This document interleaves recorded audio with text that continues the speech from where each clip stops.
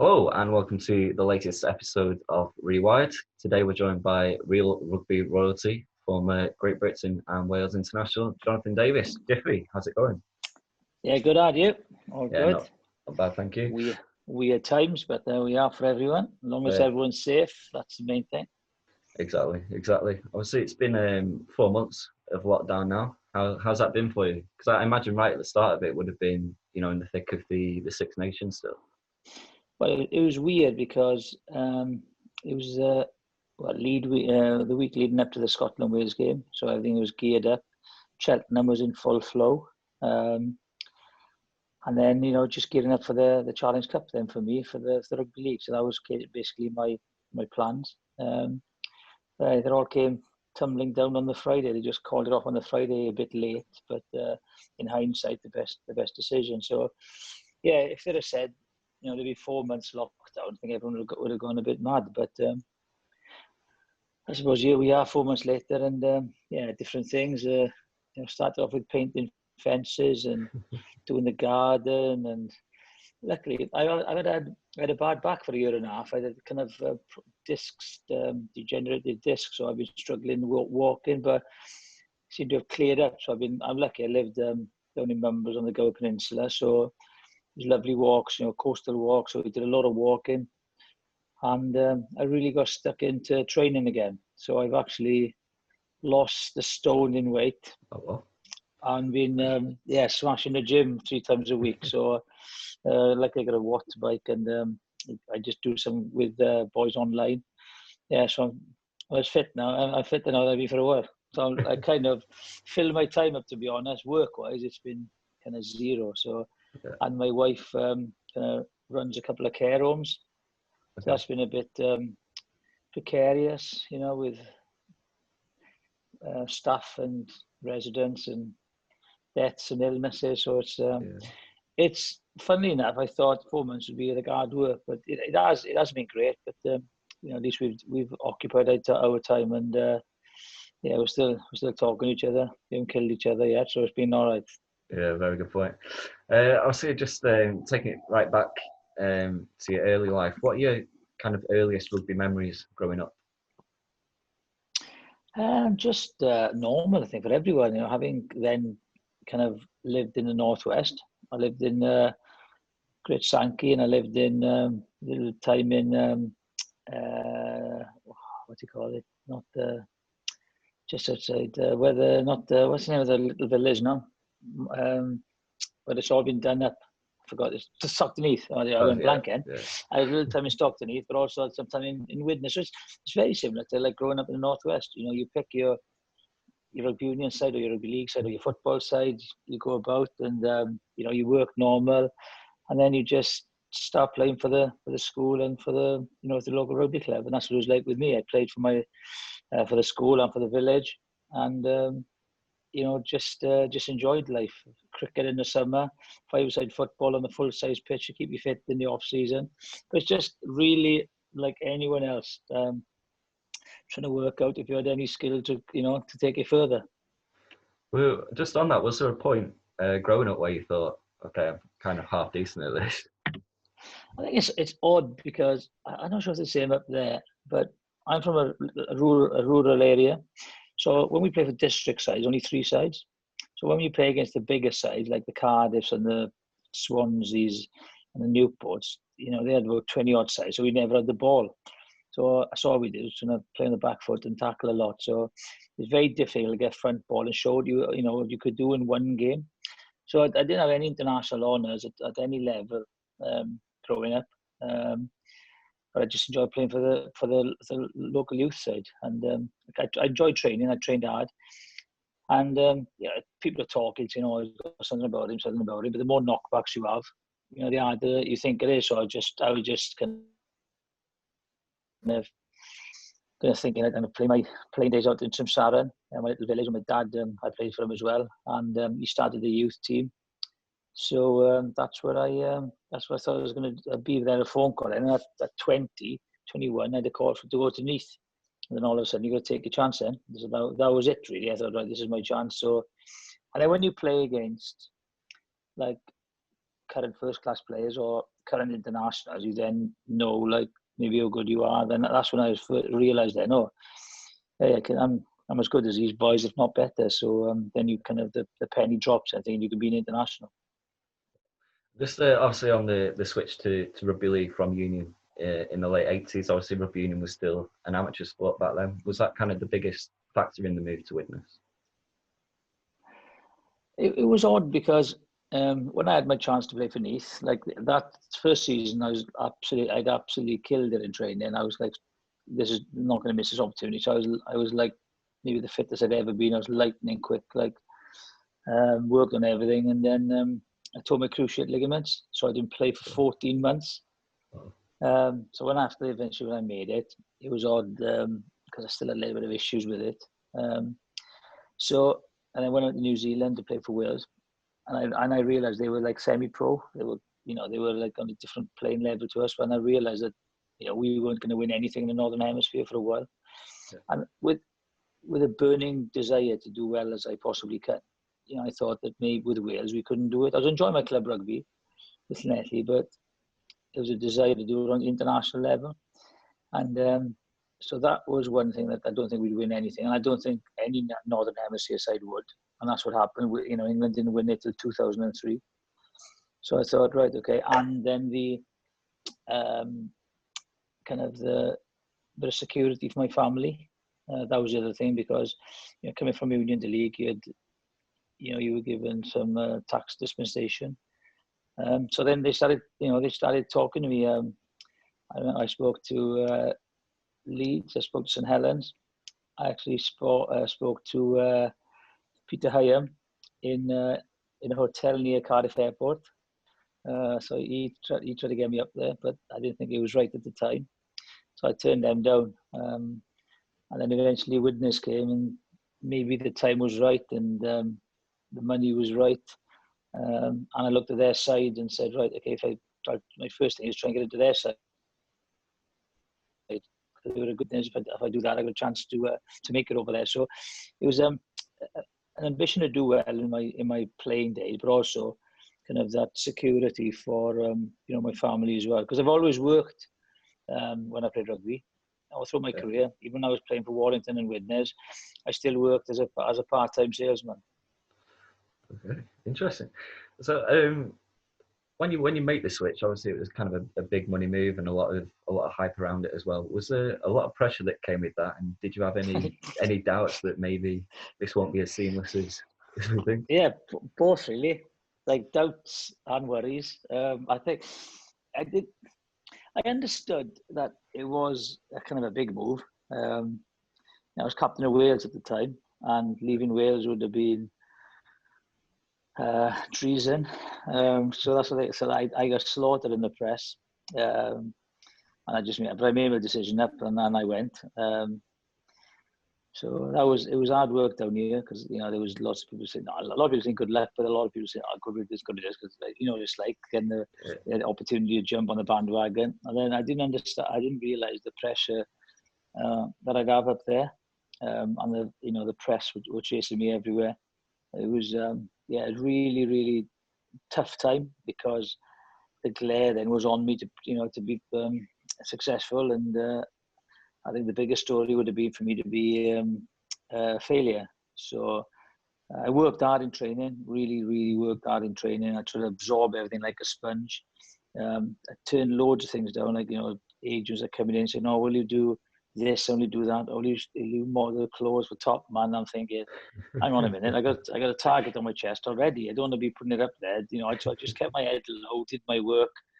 I just wanted to be successful, and it took a while. It took a while, to adjust to it, but it was always living in the pressure. Then you had to beat your best, because if you had a bad game or did something that was bad, it was always in the press and a waste of money. And the fans, opposition fans, would obviously have a chant at wasted money and all this and that. So it just kept me on my toes. But the pressure, I think the pressure was immense, absolutely immense, and you lived with it all the time. But that's what happens when you get higher up in the sport, I suppose. Yeah, you definitely seem to thrive off it. Got some names there, obviously, the likes of Paul Moriarty and Alan Bateman was one, Mark Jones. So were you a bit of a trendsetter in that? But a lot of other players came from Wales into league. I didn't set out to be a trendsetter, because when I went to Leeds, just have a chat with them, and I dinner with Terry Holmes and Rob Ackerman. I remember that, and they said, look, they enjoyed the lifestyle up there, they enjoyed the people of the Northwest, the cities were great, and the towns, and it's very similar to this. So I had a good chat with them, and then all of a sudden, I think once they realised why I'd gone, and that they weren't going to be with the game with the Union side, because New Zealand on the other side, and not South Africa and Australia, they were like semi-pros. So I think they just, all of a sudden, the leagues thought, right, there's an opportunity to attract these boys. And I didn't have a chat to them on a thing. I want maybe a chat with one or two of them, but not to tell them to come, because it's ultimately their decision. And if they make a decision and it doesn't work out, they come back on me. So I said, you've got to make sure you're making the right decision before you come, because it's not easy. So they then all of a sudden, a lot of them kind of had a pop at it. And maybe I was the one that, because I suppose I was maybe the first one of that generation, they all thought, oh, I'd give it a go. So I didn't set out to be a trendsetter, but a lot of boys followed me. Yeah, and obviously on the international front as well, kind of the Welsh Rugby League side at the time, sorry. Whereas maybe Union was on the decline, League was definitely on the rise. And I know it was, and also you had you had a television in program in S4C, which is Channel 4 Wales. Yeah. Was Scottish, showed before you were born, I suppose. It showed like Italian football, Spanish football, and rugby league. So every night people in Wales could see, rugby league games. So we were then kind of in the public eye. So it was a lot of people come up to watch us, and then they started doing. There was enough players out there to start a Welsh team, and we had a sprinkling of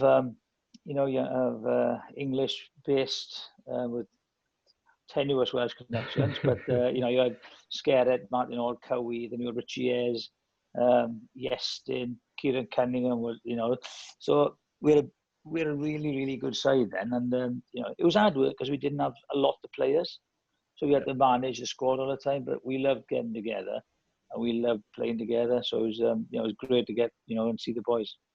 And also, last weekend, quite a few clips being shared. I think it was broadcast the '95 they did. World Cup. What was that experience like as well? Because was that your last involvement in league as well? It was actually, because things transpired. That when I played, I went to North Queensland for. I wasn't intending to go into North Queensland. I was with Warrington, and I was maybe going to do another year with Warrington or just retire. I wasn't really sure yet, because I was knocking on a bit, and I went to record time on my career, not the other way around. So I had kind of decisions to do and what to do next. But ultimately, things were taken out of my hands because my wife was diagnosed with cancer and she was ill. So then I just kind of wanted to kind of get support around me, so family just to support. So if I, so the rugby union went professional, so I had an opportunity to go home, but that wasn't the main reason. I didn't really want to play for Wales again, and rugby wasn't my focus. So, and if I'd have been offered something up Northwest, most likely I'd have stayed there, because I love living up there. I love the people up there. And if I'd have been given an opportunity to work up there in league or on television, I'd have stayed up there without a shadow of a doubt. But the opportunity then, the Rugby League World Cup, we played a couple of European Championships. We've beaten England, in Indian Park, which is a hell of an achievement. We narrowly lost to New Zealand last minute. We should have had a try, but we disallowed it. Then we beat France in France. So, we were up there mixing it with everyone really, and it was nice to play in the World Cup. And the Samoa game, they showed, like, that's rare. They showed Wales Samoa 5 o'clock on Saturday night down here, which had a lot of interest. It was a game because they had a really good side. But the semi-finals were maybe one game too far for us. Australia in the final would have been brilliant, but it would have been really hard because they were a good side. But it was nice to to have time with the two good sides, one the great sides, one and a witness, and then represent Great Britain, and a brilliant time with Wales Rugby League as well. So it was nice, to play with all the boys up there. Just on the Great Britain front as well, how proud of a moment, and how much does that stand out in your career as one of your top moments as well? I think it's when you play for Union, you grow up in Union. I suppose it's like an ambition, and you want to play for Wales. You want to play for Wales. That's all it was. And then when I went rugby league again, that was my goal. As soon as I knew I'd signed a piece of paper, I was thinking I'm going to play for Great. I have to play for Great Britain. If I don't play for Great Britain, I would have seen myself as a failure. Okay. So I knew I had self-belief in my ability. Just needed, and playing for two good sides, you can have a chance of playing for Great. So yeah, it was the first goal was to get into the Widnes side and secure my place, get used to the game, and then see what happens from there. If I'm playing well, I got a chance of playing for Great Britain. So that was my ultimate goal to play for Great Britain. Excellent. Obviously, in 1993, you make the switch from Widnes to Warrington. Across the famous divide. What was that like at the time? It was odd, because Kevin Ellis, Roland Phillips, Alan Bateman, Mike Gregory. I knew these boys. So it was odd because I think Castleford, Wakefield were talking to me. And so it was. I came in one day into Widnes. There had been a few issues there. Martin Fire had gone. I think Philada was coaching there. A few coaching changes. And Jim Mill just told me, he said, "Oi, you've got a few money issues. You've got to go." So it wasn't the fact that I asked for a transfer. They said, "Look, we got to get you off the pay. You've got to go, mate." I said, "Oh, that's it, is it?" Yeah, I said. So, there was no transfer fee or anything. So I was just going to go. They took my salary up, and I would go. So I wasn't sure what was going to happen. But then all of a sudden, thank you for Wakefield and for Castleford for showing interest. But I just didn't fancy taking my family, uprooting my family, and so they were going to stay where they were. So it would have been hard work driving over the M62 all the time. And all of a sudden, Warrington came in. I sat down with Peter Hyan. I told him, what I was on, what I wanted, just nothing more, just the same that I was on, and I just transferred over. And then just Peter Hyan said, "Yeah, okay, fine." I worked for a hotel as well, this company, as a sales rep 3 days a week, which I wanted to do because it kept, I loved playing hobby, but I kept working because I just felt you kept in touch with reality, with normal, with not real people. So because sport is a privilege and you play in the bubble. So he said, "Yeah, look, it was a deal for me because kids wouldn't have to move school, we wouldn't have to move house. I would just travel 15 minutes in the car to training. I knew a lot of the boys there. I knew Warrington were a very, very good club because I'd been there before with the likes of, Mike Nicholas and Bobby Wombaum and John Bev and all these Welsh boys. So I kind of knew that I'd fit in there, but the only way you fit in is if you play well. So again, there's a pressure then of transferring over, and you are again in that different. So it was another tough spell. Forget, what's the name of the park, in the middle of Warrington? The track. Victoria Park, is it? Yeah, so we trained in Victoria Park.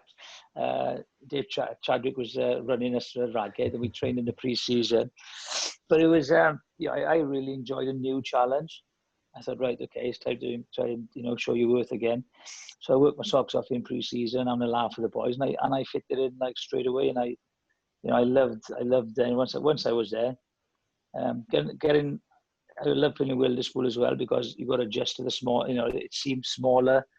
Touchlines seemed a little bit closer, narrower, so you had to adjust your game a little bit again. So it just happened overnight, and I just said, right, this is it now. Same process as I did when I went to Widnes, and get into the side, make sure I work hard and try and secure my place, in the side. Can you remember what the reaction from the fans was at the time? Was there a bit of animosity from the Widnes fans when you first came back, that sort It, of thing? it was weird because it was odd, going to their most bitter rivals Yeah, wouldn't have been, what they wanted, but they understood that it was my decision. yeah, I just went in and they said, look, you've got to go. So it was thrust upon me straight away. So maybe they'd have said, oh, go to Castle, go to Wakefield, don't go to Warrington. But, it was a decision for me and me alone to make. So I understood the rivalries, but, they understood that it wasn't my call. And it's one of those things when you leave, the clubs, the fans are loyal to you when you're there, but when you're not there, they appreciate what you've done, I suppose. But because it wasn't my doing, I went. So it was okay. It was okay, actually. When I did play for Warrington against Widnes, it was different. I had abuse and I was spat on and everything. Like so, but it is what it is. You take it on the chin. Sorry. Your first season in Warrington, was that the famous season when it was ourselves, Wigan and Bradford Northern all finished? I think it was, yeah. I think it So was. that to lose the league on points difference, that must have been incredibly disappointing. It was odd because I think Bruce Maguire came over on that particular year. I think Warrington were a good side, but they weren't maybe championship side. They would have gone well in cups maybe, and they were capable of beating anyone. But I don't think they had the strength and depth to really challenge. And I think if we'd have had a big ball running second row that particular year, maybe we would have won the league. But because we lost, I think the thing was we lost to Bradford and we lost to Wigan, in those seasons, and those were the crucial games. The boys absolutely played out to the skin, all of them, and the attitude that they had in training was amazing. Mike Gregg was brilliant. Maguire was brilliant. Sanderson, I can't remember. There was Sanderson. The front rows were really solid, but we didn't have a lot of them. They were young. Mark Hilton was young, so every player in our squad that particular year, gave everything, and it was a tremendous performance. Ian Allen Bateman, the centres, Lee Penny played well as well. Kelly Shelford played out of his skin. Davies was there. And it was one of those things where we clicked and we won tight games. And the thing was, I think one game we played against Wigan, and I think it was 6-6. And then the referee penalised. I think it was Paul Cullen and Greg for dropping the knees on someone in the last minute. And I was like, hang on a minute. This has been a blood and thunder game, great game, tight winning game. And you've given a penalty to Wigan in the last minute. And I never usually chat to referees. I chat to them all the time, just to pick their brains and psychologically get to say, look, they go, oh, you've given them a lot of penalties. We are going back 10 foot or things like this to try and get him on our side. But on this occasion, he gave the penalty, and I knew Fran Portiga wasn't going to miss because Wilderspool is a small pitch, right? So Fran was not going to miss. And I knew this was maybe the opportunity gone. And so I gave it to the referee, double barrels, swear words, expletives, and he brought it 10 yards. And then as he kicked the penalty, and then we got to restart the kick, the final whistle, and I said, the referee, you effing cheating. He tried to send me off after the game as well. So that was the crucial game. We had so much kind of pride. We put so much effort into the season. And especially that game, maybe that was the 1 minute that we knew, because we went into the end of the last weekend. We had to beat Sheffield, Bradford had to win, and then Wigan had to win in that order. Yeah. So you kind of knew if Bradford had to win, they would win, and if Wigan had to win, they would win as well. So we missed out narrowly on points, but to all the players that that played that particular season was. It was an unbelievable season, and one that I really, really enjoyed. And playing with that team was brilliant fun. Yeah, I don't know if you're aware, the referee there, Russell Smith, on the day, he said that's the biggest mistake of his refereing career. Don't know if you're aware of that. Did he?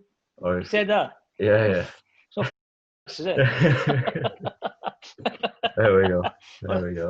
I know. There we are. I haven't even looked back at it. I've never seen that. I spoke to Chachi about it. And I'm thinking, sometimes, like when I do commentate, you got to look at he's having a good game because he empathizes with the game, right? Yeah. And Yeah. and it's a human decision, human mistakes. But you've got to emphasize the blood and guts in that game. It was ferocious. You imagine if it was 6-6 or something like that. Yeah. Yeah. And then like last minute he gives a penalty, you think like, oh, and that's like from the day I went there to the last day of the season. You're thinking, it all comes down to that one decision. We lost in Yeah. Wakefield in the mud. That was a crap result for us. We should have won that game. But that's what's difficult. Whereas Wigan could go there, maybe cruise Wakefield. We had to go there and play to our best. So we played to our maximum all season, and to attain that week in, week out was very, very difficult. And maybe that we didn't have the strength and depth to maintain it throughout the season, unfortunately. So but it was a magnificent effort, and the boys played out to their skin that year. Yeah, obviously it was a stellar kind of individual season as well, picking up the Man of Steel accolade. Still only the second Warrington player after Ken Kelly to ever do that. So how proud of Is it? Yeah. So how proud of an achievement is that? Yeah, everything I've achieved, I achieved. Like I was like a players player of the year twice in Widnes, and then I Man of Steel in Warrington. So it's a performance you do on the back of a team effort.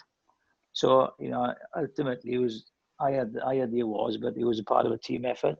Yeah. So I always say thank because I had Kelly Sheffield was brilliant that year. As I said, all the players were brilliant, and I just clicked. I clicked with Alan Bateman in the centre. I understood the other players who'd have run off, like Chambers and Sanderson and all these boys. So I just enjoyed it because I just wanted to show the Warrington fans, what I was capable of, because maybe some of them had thought I was over the hill. I was tired, I should have been retired. What are you having him for? So when you go somewhere, you've got to impress. And I thought, right, I worked really hard in pre-season, spew my guts up in Victoria Park pre-season, and but it was, I really enjoyed it. And I enjoyed the boys' company afterwards. I remember we used to go to town, have a laugh and joke and a few beers, and go Stockton Heath. So it was nice to mix with fans. When I go up and do the rugby league now, I tend to stay in Warrington anyway because it's more local, and I really enjoy going out and having a few beers in Warrington. So it was a special season, and I enjoyed it. It's good. Luckily, some brilliant tries, and they were all shown on television. So it was because I was always worried about the move because Widnes was such a good side, and going somewhere new, I didn't know how to adapt. But no, I thoroughly enjoyed everything. Just on the scoring worldies of tries, is there one try that stands out in particular? They keep coming up on like social media now, so yeah. I forget about it, and I see another one. I think it was one Halifax when at home when the lights went out. That was one, and we won that narrowly. Then there was scored one against Featherstone. There's a couple against Sheffield. I enjoyed. I think maybe the two that stand out in the Challenge Cup against Halifax. It was horrible. We were losing, and then all of a sudden, like, I had a couple of chances, and I scored a couple of tries. That was on grandstand, and my friend said, "Oh, best tries you've ever scored. Those are the best two tries you've ever scored." I thought, "Oh, okay." And it's nice for people to remember. And people from Halifax come up to me and say, "I remember you scored them two tries against us." You get, But it was.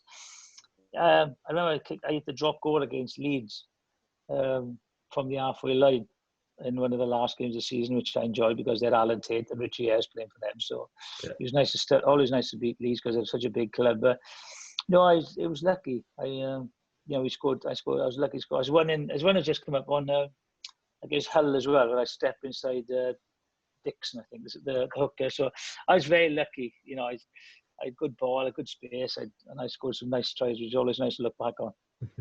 Excellent. And is there a standout game when you look back on your time at Warrington?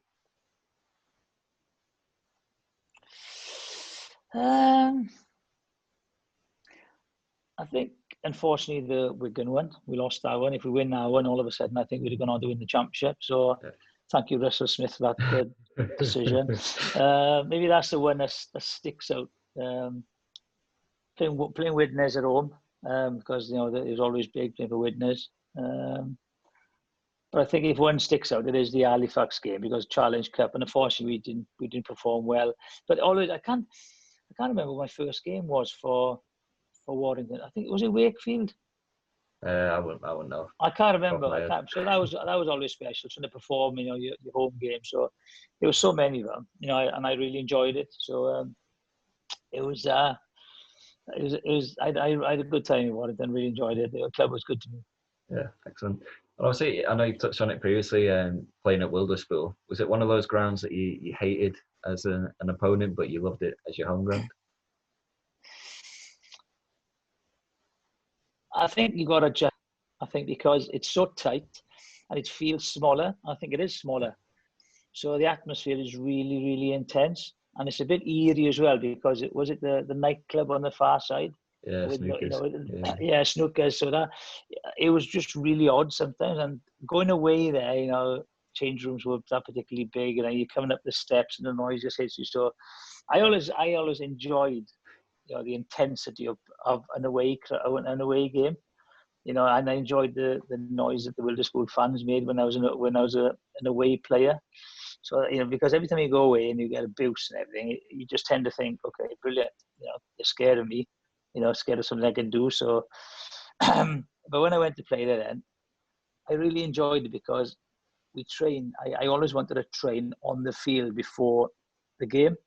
So then you get accustomed to the field. So all of a sudden you kind of get your sights in for your kicking, and you know where people are aware of you. So I really enjoyed.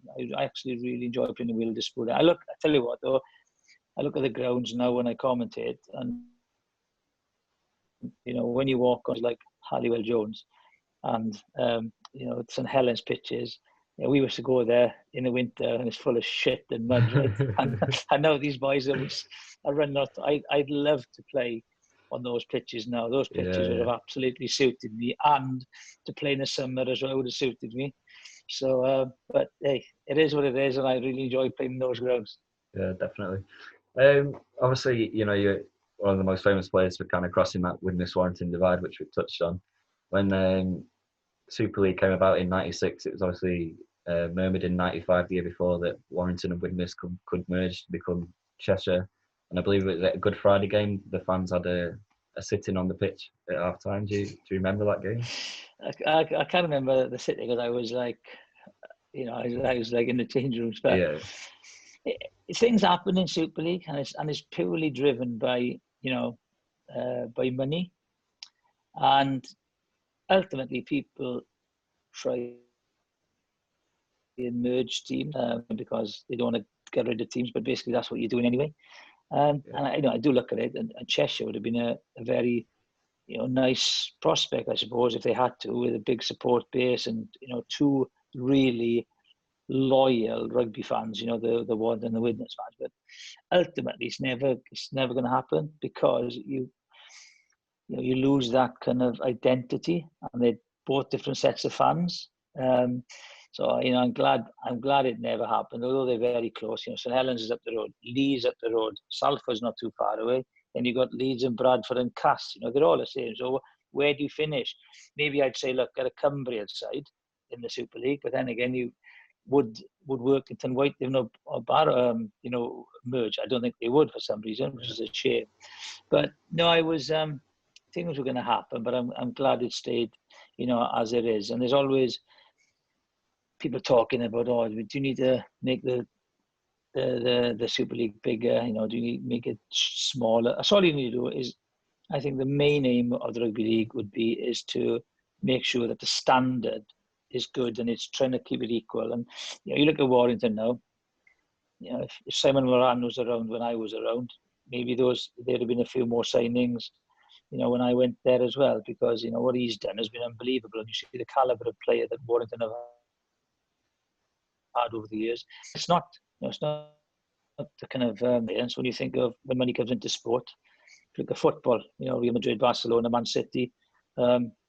it's the same in any sport. You can get the better players, and if you get better players, you get a better team and better results. So it's good to see Warrington up there again now.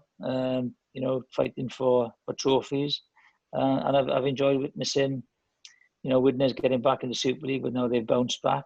But when Warrington have gone to Wembley, and when they I think the first one they went to, I think they beat Wigan in Widnes. That was the first one. That was a big one. That was 2009. I could, that was just a special night for Warrington, rugby league. So it's nice to see the sides doing, particularly that Warrington doing well at the moment. Yeah. Just on your switch back to Union, back in the mid-90s.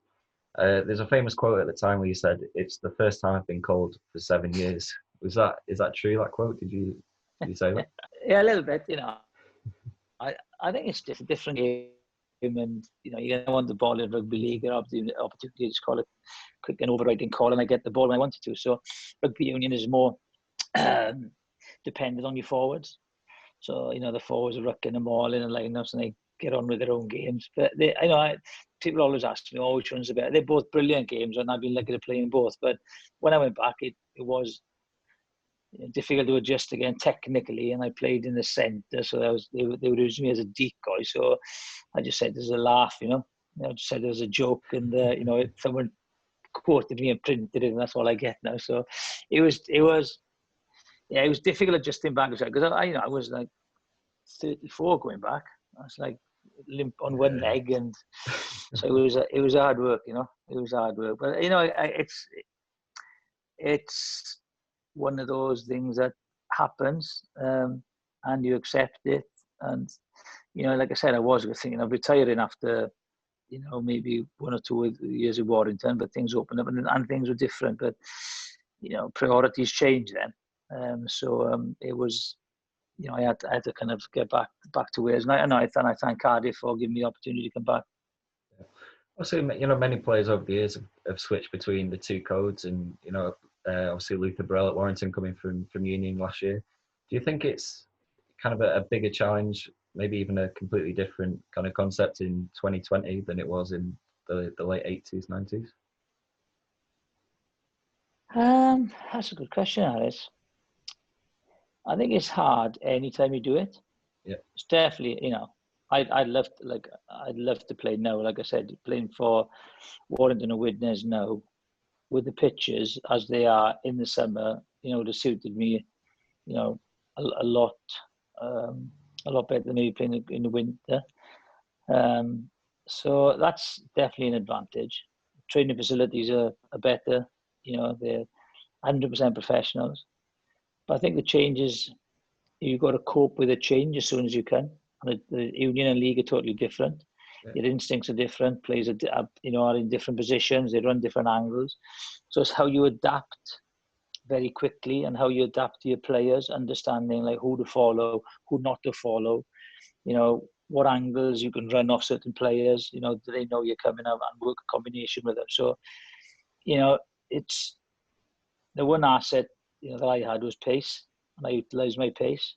I put myself in positions 1-on-1, and I set, full backs up. If I broke a line or either centre marking me, I'd set them up knowing which way I could beat them. That's what someone like Burrell's got to do now. I think Luther's got to have a look at it and say, right, okay, this is what his strengths are, his shot is, and then come into the game a little bit more. Have kind of chats with your ball players, tell the full back to come here, inside, outside, use your strengths. And that you've got to adapt, because it's not easy. It's not easy, and you've got to absorb everything and really focus and try and because the pressure is on you. That's the thing, and everyone, the pressure is even more if you've come from Union, because he's never going to make it, he's not good enough, get back to Union, so you're going to get those. So you've really got to work hard at it, and then just hopefully it'll click one day, and it just, you'll fit into it. So I think it's just as because it's cleaner now as well. It's maybe faster and defense is a little bit better. If you work it out and isolate one-on-one people, and then pick someone out very quickly, and run against them, it's all about working the game out when you're on the pitch and communicating. But and you're not going to get your head knocked off like most of the time, because I was like ducking and diving for the first 12 months of my career. So it was, it was a tough transition to make, and it's still and it's still going to be tough now. Yeah.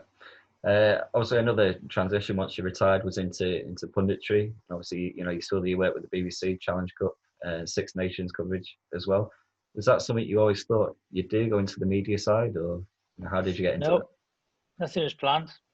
I didn't know what to do. I was like kind of, and that's what I tell players now. To say, look, you've got to try and plan your exit from the game. So instead of you kind of saying, "Oh, can I have another contract? Can I have another contract?" Well, your body's broken, and they're saying, "Oh, well, we'll cut your salary, or we'll give you 20% of what you're used to." You've got to try and transition and get players to do something in their spare time, so that you maybe can call on the time when you want it, or extend your contract if you want it, and then work them together. So I had no plans. I'd have gone into sales, or if Sky would have said something to me, I'd have gone into Sky, or I'd have worked and stayed up the north on the coach in front. But I just, what I did a lot of, I did a lot of interviews. So after games, I remember it was pressmen, televisions there, and I'd always give time to them. Then I became accustomed to it, and I knew the cameras and the mics, the journals I kind of knew, and the journalists. A lot of the journalists now, from those days, the Witness Weekly, the Warrington Guardian, they're in the media somewhere. So I work with them now, on the BBC sometimes. So I kind of got used to it, and then I thought, right, I ended this game because I learned it from scratch at the later time in my career. So I was given the opportunity to do league and union, which was brilliant. And I'm still doing like Challenge Cup, doing the playoffs, and I'm doing the internationals. I'm doing the international rugby union as well. So it was something that gave me the flexibility with my kids when my wife passed away, because they were 7, 3, and 1. So I needed that flexibility. So I kind of worked at it then, and rather than say, "Oh, there's a gap, you run through it and put the ball down the score deep, well done," I always knew something had happened. So if there's a gap there, something's happened previously. Someone's been caught, someone stepped in, or someone's made a mistake. It's simple. There's either been a brilliant play, and the defensive guy's made a wrong call. Well, if he's made the wrong call, it's about the decoy runners. The decoy runners have done their job, so he's made the wrong call and the gap's opened up. So that's the way I thought about it then, so I thought about it differently as I was a player. I knew what was happening as a player, but then you had to kind of put it over differently as a broadcaster. So I was very lucky. I enjoyed it, and having played both games, I kind of understood the kind of the technicalities of both games. Yeah. And obviously, as part of that, going, co-commentating on the Challenge Cup finals and that, I think, is it 6 out of the last 10 years that Warrington have been there? Is there any final in particular that stands out to you? I know you touched on the 2009 one before. I think they've all been good. I think people, if it's Wembley, be lovely, it'd be nice weather, and it'd be an open game. But it's not like that anymore. Something like a war of attrition. I remember like the one when they beat St Helens, right? St Helens that was last year, wasn't it? Yeah, last year. Yeah, that one sticks out because St Helens was so much the better side. And again, refereeing decision, Hicks, if he gives St Helens that first try, right? Yeah. They win by 20. because they don't, all of a sudden they hang on in there, and Warrington grind them down. Pressure goes on St Helens. They're trying to do things that they haven't done all season, and Warrington grind the result out. That's the end of it. And then with Hull and Warrington, when what's his name, Houghton did the tackle on Ben Curry. Ben Curry. That's it. I enjoyed those two for different reasons, but stories are made from for little incidents. So I enjoy every final. I think it's an occasion that it's great for rugby league. People watch it, and some games are good, some games aren't good. You're not gonna. They still go on about the Hull Wigan game, amazing game, fantastic tries. So it's I just enjoy the sense of occasion and see how people cope with pressure in big positions. Yeah. Excellent. And finally, just kind of throwing it forward, just a few weeks now till Super League is back, and the Wire are back in action. How do you rate the current Warrington squad, and how do you see the rest of the season panning out? I think it's very difficult because now it's going to be, down to injuries, depth of the squad, because I think they might be playing 2 games a week, which is going to be difficult. It's a necessity, and and also you have pay cuts, and that's going to be very difficult psychologically how you perform. So now it's going to be about getting the character of the side up. The coach has got to say, right, this is different. You're not getting paid as much, and you're putting your bodies on the line more. So it all depends, how those players react, and that's what it's going to be, because it's unprecedented. So you've never been in this position before.